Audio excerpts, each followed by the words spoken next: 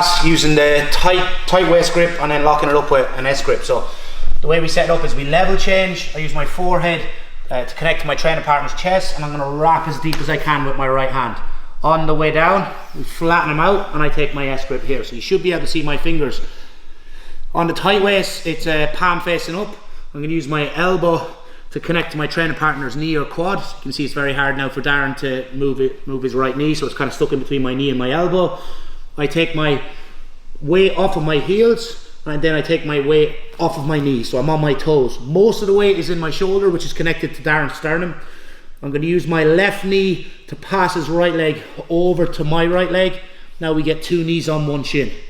I'm going to look to the side I want to pass. I walk as far as I can. When my knee passes my training partner's knee, I look to the opposite side, and then I do a hip switch to pass into side control. So you can see that we're in a low side control where we have control of the hips. Eventually what we want to do is work to get our hands inside. We level change. My forehead underneath my training partner's chin. I drive them down by using my head, and I take a deep tight waist here. So I'm going to go palm facing up. We have an S grip. Elbow locks my training partner's knee in between my knee and elbow. So I go from my laces to my toes, an important detail, so laces to toes, and then I take my knees off the mat and then put the weight into my training partner's sternum. What we're going to do then is I'm going to do a hip switch, but before that I use my left leg to drag his right leg over to my right leg. We get 2 knees on 1 shin. We walk as far as possible. When I can't walk anymore and my left knee clears my training partner's knee, I look to the opposite side. This is going to make it easy for me now to do the hip switch because my spine is lined up, so I'm not out of alignment. So you make the hip switch a lot easier. So I replace my left knee with my right knee, drop my right hip to the floor, and then we can go into hand fighting for upper body control. We're going to do a different variation of the body lock pass. So on the last one I was able to get a tight waist grip, and then I joined my hands with an S grip, and I use this to clamp my training partner's knee in between my knee and elbow. But you're not always going to get that. Sometimes what you'll get is we flatten our partner out, and we just kind of have like an open grip where we're using our elbows, like connecting our elbows to our knees where we can do the pass. So I can do this pass on my knees, or I can take my knees off the floor. So I'll do a different version, knees on the floor. So it's the same thing again. It's a hip switch, so I feed Darren's right leg over to my right leg. So I drop my left hip to the floor, straighten my right leg, 2 knees on 1 shin, and then we can start to sprawl and we can go into our different types of passes. But what happens a lot when you're doing this is your training partner knows that you want control of their hips, so what they'll do is they'll open up your elbows. Alright, you can see I don't really have much control of Darren's hips, and this makes it for him to start to, or easy for him to hip escape, start to take his hooks out, start throwing up triangles, omoplatas and all that type of stuff. So when we feel this is a good time for us to go into like a Marcelo style pass. So what I want to do is look to the opposite side of the side I want to pass. Left shoulder goes down, right hand goes to the mat. This is going to launch me over to my left hand side. I drop my shoulder into his sternum, and my left hand pushes his right knee down. Here. On the way down, I catch the back of his hamstrings. If Darren tries to turn into me, it should be very hard. And I slot my right knee underneath my training partner's hip. I block his far hip, right hip goes to the floor, and then we're going to work for upper body control. Open up my elbows. What I do is I look to the opposite side of the side I want to pass. Shoulder goes into the sternum, right hand goes to the mat. So your checklist can be this: right hand, head position on the opposite side, shoulder on the sternum. My left leg is going to straighten his leg, and then when I jump over his hips, my right leg is going to cup his hamstring. So it looks like this. Here. So what we want to do is stay connected to our training partner. We walk back towards him, right knee goes underneath his hip, right hand blocks the far hip, and then we roll to our right hip, and then we start fighting for upper body control. So I'll do it one more time, just a little bit faster. So again.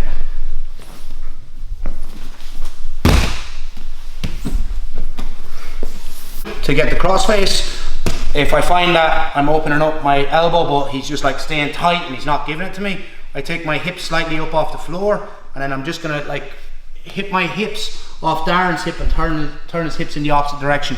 You can see what this does. It gives me space between his elbow and his hip, and I'm able to pummel my hand inside. Now we're obviously exaggerating this a little bit. I'll do a little bit faster and then we'll break it down. So hips up. I'm trying to open up my elbow to see will he follow me, if his elbow opens up as well.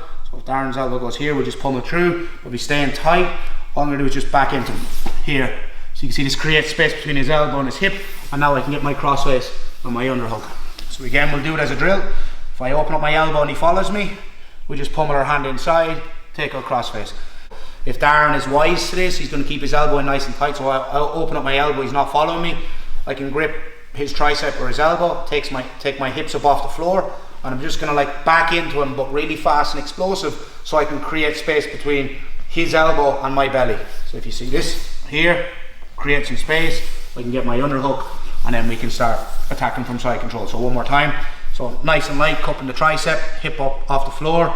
If Darren isn't following me, so he's kind of using that frame really well, I just reverse into him. This creates space, pummel my hand inside, and we can get our crossface. So we'll do it one more time, nice and fast. What might happen as well is your partner will frame across your neck or your shoulder with their left hand. So when we reverse back, we might find it hard to maybe get the crossface. We can always go to the far side and start attacking kimuras or isolating this arm here. But Darren is very aggressive with this arm. We bring our hand towards our belly, we cut across his stomach. You can see I was on my right hip.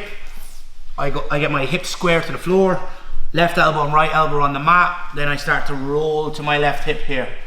I'm blocking my training partner's leg, so to stop him from like bringing his knees up and everything else, and I start to reverse back with my shoulder, my elbow follows, and then I reverse back till I can't go anymore.